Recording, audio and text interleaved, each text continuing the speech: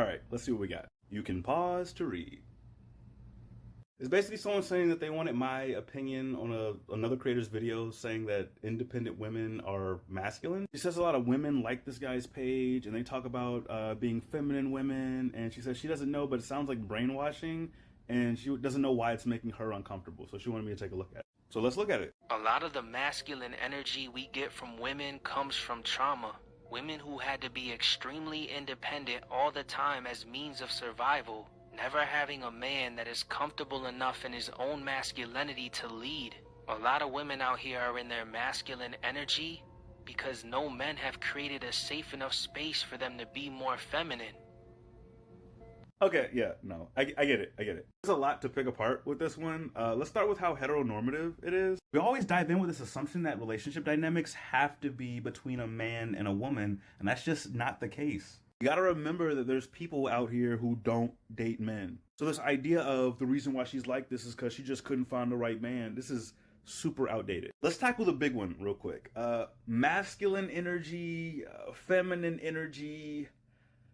It's not real. It's made up. We just made that shit up. When I say we, I mean men just made that shit up. Being powerful, being strong, being in charge, being loud. These are things that we consider masculine. Being weak, being quiet, being submissive. These are considered feminine. You think that's a coincidence? You don't think it's weird that men are posed as being natural born leaders, even if they've never had a single bit of leadership experience? You don't think it's weird that the feminine traits, cooking, cleaning, being quiet, looking pretty, taking care of the kids, being submissive and obedient, you don't think those is weird that those are the feminine traits? The feminine traits are just stuff men want women to do. The masculine traits are just men being in charge of shit. Are you kidding? You think we were born with that system? No. We made it up. It's made up. Masculine energy, feminine energy is made up. We're not talking about electricity or magnetism. We're talking about being independent and calling it a masculine trait. Like, who decided that? Masculine energy is being independent, but feminine energy is being dependent on men?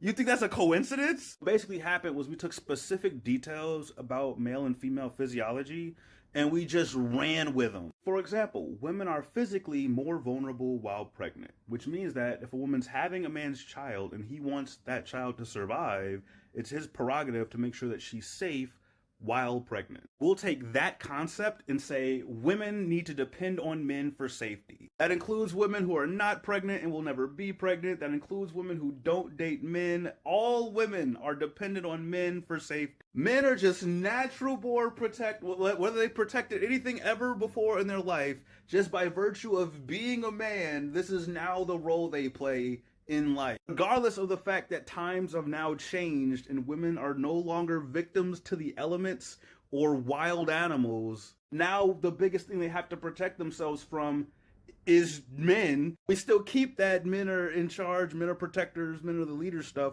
because it lets us tell women what to do. It lets us convince women that being a good woman just means doing what we say and what we want them to do. That's all that masculine energy, feminine energy shit means. That's how that happens. We'll just notice something like on average men are taller than women, so being tall is a masculine trait, which means if a woman is tall, she's more masculine. Like, that doesn't make any sense. She's not more man-like because of her height. That doesn't make any sense. We just made that shit up and then we just accept it. But the idea of being independent, putting you in your masculine energy, is ridiculous. I can't speak for why women like that kind of content. I haven't engaged with that kind of content a lot. I've got my guesses, but I would be curious if people in the comments would tell me like kind of what the appeal is to this idea of feminine energy. Like, why do you think women like that kind of content? But that's my breakdown. See you guys in the next video.